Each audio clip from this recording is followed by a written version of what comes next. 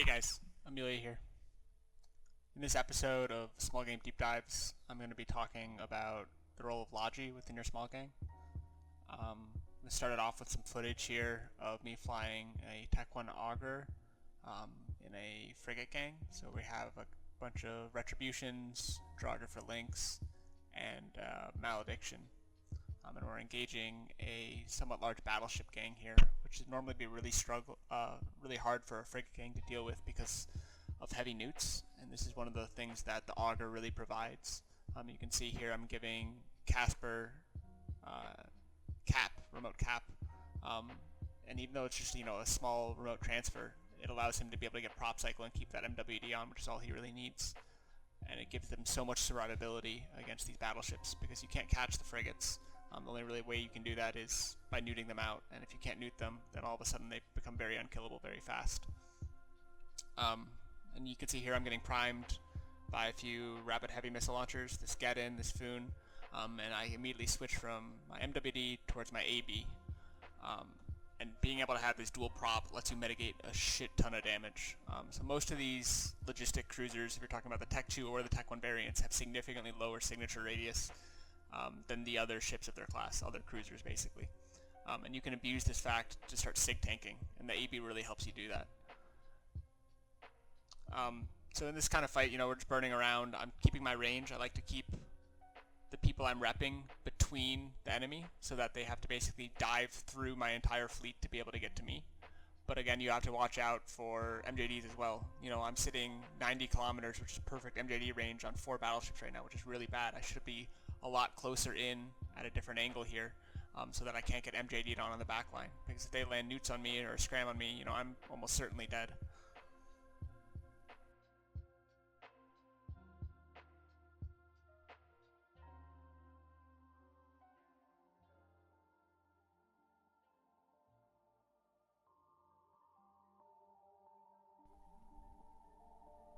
It's all about positioning when you're flying these logistics ships. So I'm getting primed here, but it's still all about how far away am I from the target. So the only thing they're actually really able to apply to me with is like cruise missiles and long-range arties, which are not going to do much damage against an afterburning logistics ship. And while I'm being able to eat that damage, I'm also repping all of the other ships around me that are mitigating a shit ton of damage as well. The Augoror is really a ship that shines so much when you're flying it with a frig gang actually, because they have comparable sig when you're using your afterburner. You get that capacitor sent over, and then you also have a lot of rep amount to people that mitigate a crap ton. So another important thing to do, and something I don't have here fully, is make sure that your watch list is complete. So I think I'm missing 1 or 2 pilots for my watch list here. If you guys have everyone on your watch list and you know what kind of gang you're going out with before, and it can be hard if people are catching up or just logging in to come to the fight, and you can see I'm adding people basically as they're jumping in. And this is a cool trick you can do. If you take local and you control A it to select everyone, you can drag the entirety of local into your watch list. So let's go back here a little bit. I got scrammed, I didn't see how here.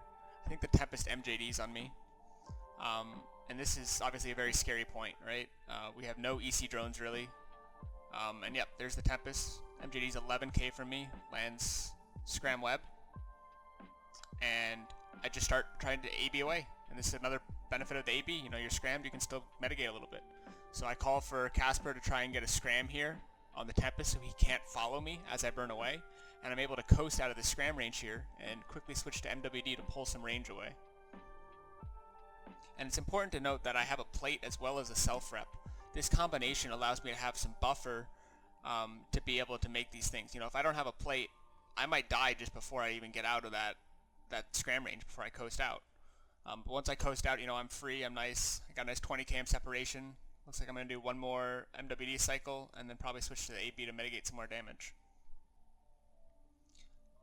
The other thing I like to say when I'm flying logistics is, I want to be the one calling for people's reps, especially when you're using ancillary reps.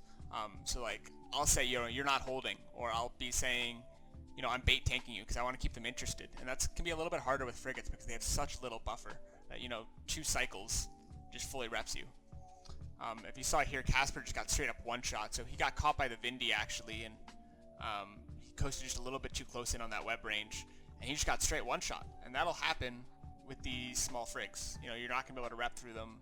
If a Vindy gets on top of you at 0, there's a lot of the time you're just going to die.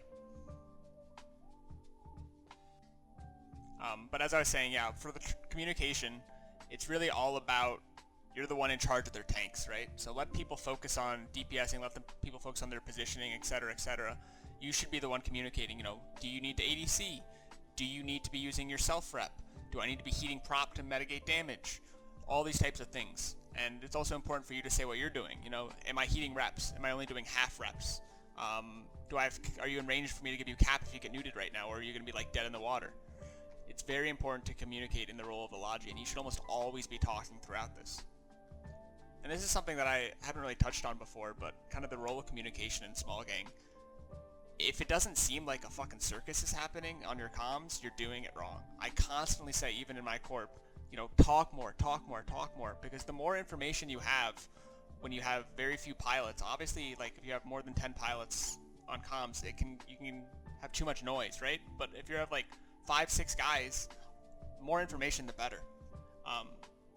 And it's just so important to be able to keep doing that. And you can see the rep power here from the Augur. You know, it's a T1 ship, but I'm able to keep this Draugr up really nicely, and it's really nice compared to the Retri because the Draugr's got a plate on here. SMH has a 400 plate on his Draugr here, and I'm able to really keep him healthy because of that extra buffer. So right now he's tackled by that Orthrus, and I was able to rep through all of these battleship damage while we burned down that Orthrus. So it was really good there. Anyways, this was a nice, fun little engagement. I think they start running away here after we bring in a few more dudes. I'll stop it here, and we'll go over some of the fits that we see. So the first fit I'm going to go over is a Thalia. We're going to start from frigates and go all the way up to what I say, like, you know, lowest cost to highest cost, and we'll go through the shield ones as well. But for the frigates, I think the Thalia is probably the best small gang Logi frig. This fit lets you do a dual prop fit. I think there's also a decent tenement fit there, which gives you an extra mid, which you can fit, you know, a point or a scram, which is actually pretty cool. And you get smaller sig, but I really like the mobility of the 6MN fit. Because really the hardest part about these Logi frigs is this range here, right? We have a 15 kilometer optimal range on our reps, and it can be pretty hard, honestly, to stay within 15 km of your target, as well as keeping, you know, like high trans on the enemies and things like that.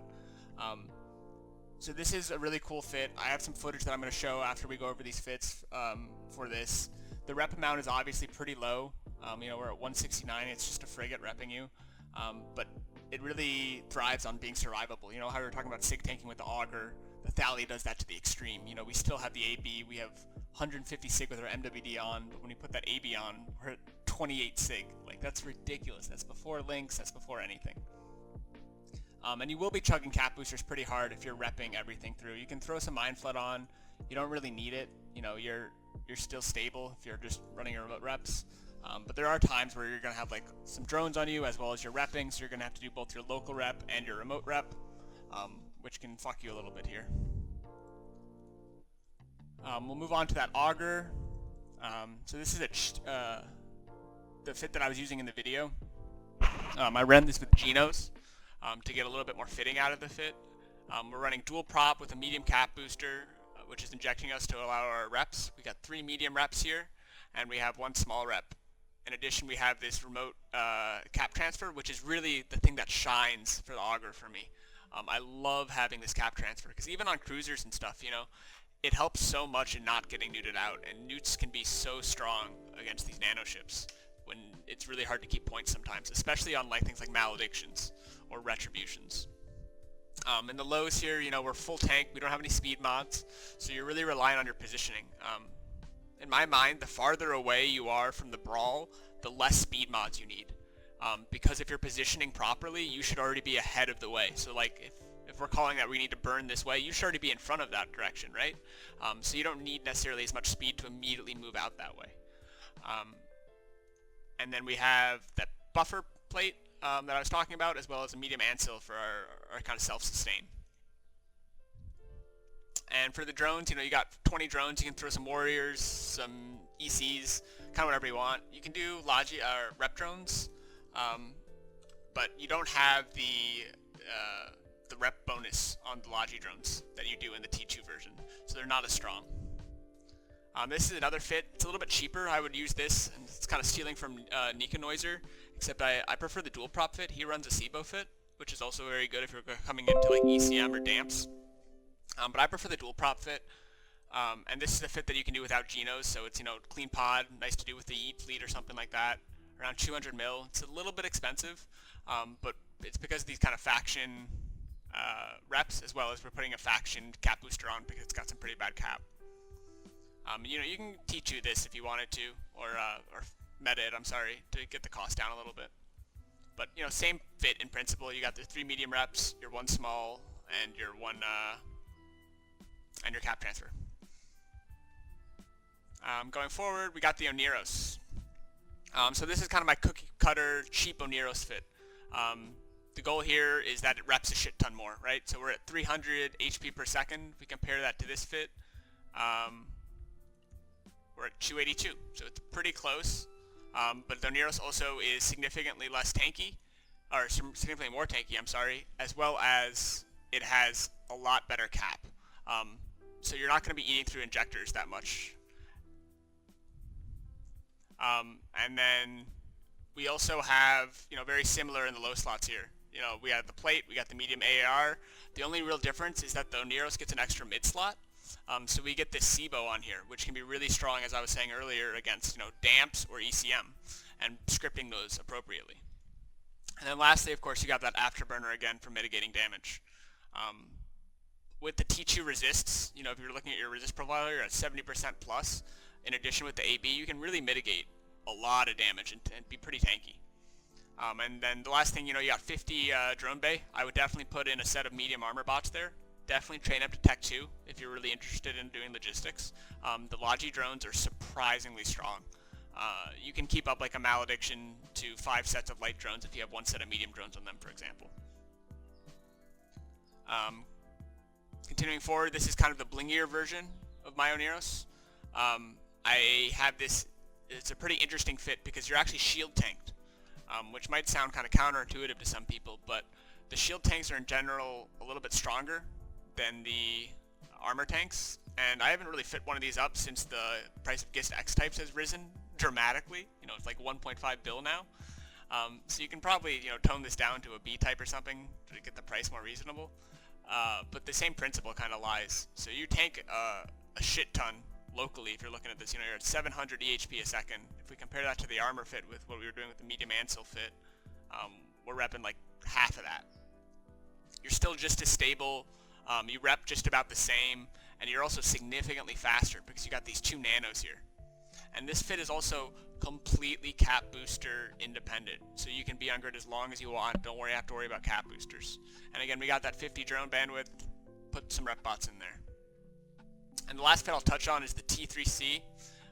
This is a Legion fit. The best thing I think about these Tech 3 cruisers is that they provide their own links, and that is so huge for your gang because it basically just frees up a pilot to do a different role. So I would always kind of take, if I have other links in my gang, I'm also always going to take T2 Logi over T3 Logi. T3 Logi is also a little bit skewed towards 100 MN versus 50 MN, just because it's kind of slower compared to the Logi cruisers. You can still do like 100 MN T2 Logi cruisers, like the 100 MN Oneros. It's definitely viable, but I think it's just a little bit better when you put it on these T3C platforms due to these the way the subsystems work with giving you extra velocity bonus on the ABs. So we got 2 armor links. You can replace those with skirm links if you want. We have 100 MN, and then we got some cap mids to help with our cap because we're eating through a lot of cap here. We got double medium rep for local, and we got 5 reps for remote. And we're a little bit under the amount of rep power that the Oneros saw, for example. But the minute we put the remote reps on there, we're actually doing a lot more. Or I'm sorry, once we put the links on, we do a lot more rep power, which is really important to note, just how strong links actually are. And this fit again just runs with Genos. I tried to do a cheaper T3C fit, but it's really not worth it in my mind. If you're going to go T3C, if you're going to lose it, you're going to lose skill points. I would just throw some money at it and really be worth. It's only like 1.2 bill. It's not that expensive. I think it's definitely worth. And then we'll jump into the shield ones. So we'll start with the cruisers actually. So a lot of people ask me, what do you think about Logi cruisers or Logi frigates for the shield ones? So you have the Kirin and you have the Scalpel. I think they're really, really bad for TQ. And the main reason is the range on them, and you're not able to really fit dual prop as well as fit a tank. It's really hard to fit a decent self tank on them. I would really stay away from those and just jump right to the Osprey if we're going to start jumping at the minimum level here. So my fit's a little expensive again, 200 mil for a Tech 1 cruiser Logi, but I think it's well worth it if you're going to be the solo Logi. Solo Logi in general, I think it's worth putting the money in because you get a lot back in return. So this fit has 5 small reps. It's got a decent amount of rep power, 230. If we compared that to the Augoror here, we were at 378. Wait, that has links. Excuse me. We had 313. So it's about half, maybe a little bit more than half of the Augoror, but you're getting some speed back, and you have a lot more self tank too. So this fit, and you also have instant reps, right? That matters a lot when it comes to like frigates and things, because things can die by the time your reps cycle. So shield reps, they happen immediately when you activate them, which can be really, really important. So this fit relies on a cap inject from a medium cap booster. We're injecting 800s here. And then we have an XL ASB as well as an LSE for our tank. So, if we're heating our tank mods, we're getting up to 25k in the clip for the shield booster, as well as another 20k buffer, which puts us to around 45k EHP, which is amazing for a Tech 1 cruiser. It really is, as well as being how mobile you are. So this is a really solid fit. I've flown this a bunch of times. Casper was just flying this the other day, and I was enjoying it. The cap is pretty atrocious, so definitely make sure you look at the cap. This is the similar fit without Genos. But yeah, definitely look at the cap. Consider bringing some strong mind flood along to kind of make that cap a little bit better. We'll jump forward to the Simi. It's kind of the next tier up. This is my cheap Simi fit. 400 mil, nothing crazy. Most of the money is coming from, the rigs and the little cost of the shield booster, as well as the faction extender. And you can meta that if you want. You should definitely get some extra benefit out of going up to faction for not much cost increase. So this is pretty cookie cutter, nothing too crazy. You're not reliant on cap boosters except for your self tank, which is really nice. You have a lot more rep power. If we're seeing this, we got 234, and then you have so much higher tank, your resist profile. So let's compare this. We're at 26k EHP. If we heat everything, 28k, and then we have another 35k in the tank. So we're getting all of that while also having lower SIG. So we're at 468 SIG here. We go to Osprey, we're at 689.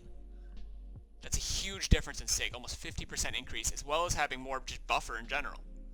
So Simi, great ship, much faster too. Look at the speed here, 2450 compared to 1900. You're getting 600 ms extra, and that can be really important because the range on the shield reps are actually much lower than the range on the armor reps. We have a 28 km optimal here, 30 km here, and you really want to be able to stay in optimal so you can rep your full amount most of the time. And this is kind of the blingier version here. So this one is an XL ASB, and it also has no buffer. You're really reliant on damage mitigation here. So we have like a Gistum B-type, and the reason this kind of bling for the B-type for 100 mil is really important is that if you look at the SIG radius effect of the MWD, we're using a, where is it? The quad lift here. That's 450, and then the Gistum, we're going down to 410, 390 if you want to A-type it. I have, I think, a B-type on this right now. That gets your SIG down a lot. We're down to 332, as well as not having the extender, which lowers your SIG even more. And then we're also repping a lot more, because we're able to fit some large shield booster reps instead of relying on these mediums. So it increases our rep power by about 50%. We lose a lot of buffer, but we also have completely sustained reps too with our local tank. So we have 600 EHP a second local tank before boosters and implants and things like that. And this one again is around 1.2 bill, so it is a bit pricey. Last one I'll go through is the Logi Loki. So this is very similar to the Legion. Think Legion, but think Shield. So you got your 2 links. These can be skirm if you want. I prefer the shield tanking ones. You got your 100 MN, same as the Legion, you know. If you're going to do T3C, I highly suggest you do 100 MN. And then we have a local tank with the Pith X-type. And again, you have very low buffer in this. You know, we're at 30k EHP. Very similar to the Simi in that sense. Simi's even worse, 20k EHP. But you're really reliant on damage mitigation. And, you know, we have a SIG of 160 with this 100 MN. And we're making great speed with 2700. Obviously, you're never going to be really at full speed with a overpropped ship, but it's still very very mobile. The ship is great if you're willing to put the money in. So it's around like 1.4, 1.5 bill on top of that. But yeah, so that's all the fits that we went through. We'll jump into one more clip here. Okay, so this is a clip of us in a little small gang in R10. I'm flying a Thalia. It's the fit that I showed a little bit earlier here. I'm coming a little bit late to the party. These guys have already kind of kicked it off, and I'm bringing in the Thalia because they're dealing with a lot of projected DPS. And this is something I want to touch on.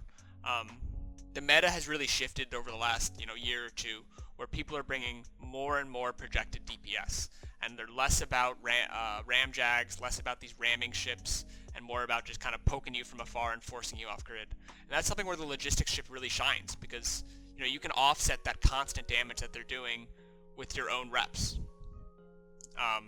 So we're landing late here. Atrof is in a shield legion and unfortunately gets caught by the Gnosis, so he goes down. But going forward here, you can see how I'm really focusing on staying around the target that I want to rep. So again, this Thalia has like a 15 km optimal range, so I really need to be in close if I want to rep this. So we're seeing Jocastus taking a lot of damage, but he's way off of me. I'm not going to be able to do shit to help him, so I need to either circle around to him or tell him to warp off here. And I'm getting primed a little bit here as well by these rapid light ships, so I'm trying to isolate away from them. So we're seeing we're getting shot by a Caracal and an Orthrus around 100 kilometers away. I'm pulling just out of their range here, and then you're going to see me circle right back on in after I top myself off with my self-rep. And you can see again, in the bottom right, we got our watch list on. We're missing some people again, which sucks because we're coming late to the party. We don't know exactly who's on grid. So it's always take the time to, if you're like coming on a grid late or you're about to go out with a gang, to get everyone important onto your watch list. That way you don't have to worry about people broadcasting and things. You already see where they're at, what health they're doing, everything like that. So this Caracal's isolating, so we're all trying to regroup towards that, I think, while Mark tries to run down this Orthrus kill. And I'm pulling back up to basically support our Retribution and Draugr to secure this Caracal kill. Make sure they're not getting forced off by the snipers that we were talking about. So there Mark warps off because he was getting a bit out of position. And that's important to call as well. If you're not able to rep a target, tell them. Let them know, hey, you should bounce, come back to me, and then I can top you off. Being that communication kind of lead for that defensive side of the engagement is really important when you're flying Logi. So we'll just run through this and put some regular comms on so you can hear just how that communication goes a little bit. Yeah, absolutely. Wraps on Mark. Okay, actually.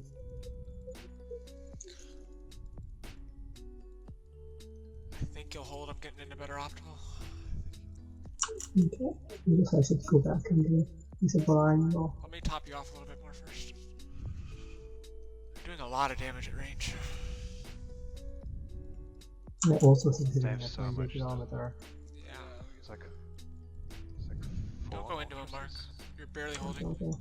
there's a carry somewhere. There, this Kane's running as well. Yeah. The Vigil. I'm heating wraps.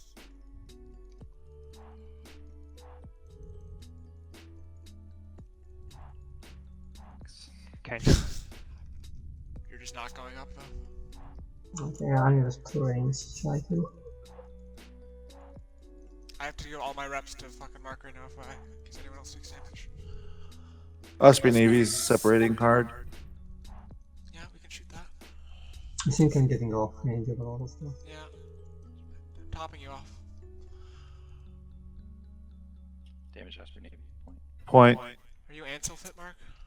8 left. Okay. I'm gonna leave you. Okay. Try and help out for smaller stuff. Reps on Joe. Bedmax burn. Osprey's going hard in, guys. Yeah, he's coming. Yeah, I got I'm damped. Mr. Max. Yeah. I have scrap. Nice. Svidmax gonna be second. Brudixon. Oh, we have Brudixon, yeah. Full reps on Draugr right now. Just careful of the All Brudix. these drone. Serbs in. Yan's gonna take some damage here, I think. We reps I in. 80 seed. I'm good now. Thank you. Yeah.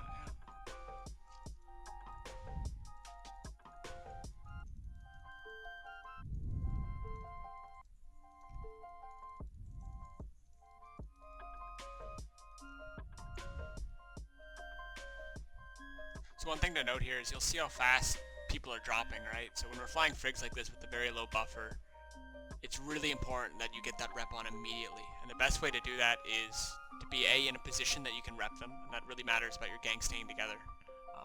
You can see here, basically the Drakobac's 70 kilometers away from me. If I want to rep him, I'm going to have to burn there, then lock, then rep. And that delay can really hurt you if it's on a smaller ship, for example.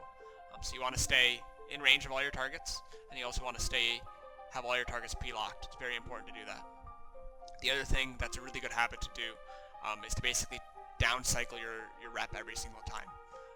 If they're quick swapping targets, or if the damage is very bursty, it can be really beneficial that way that you're ready immediately to swap your rep to the next target. Even if it's on that same target and reapplying that rep, it's just a really good habit to take it off and then reapply it.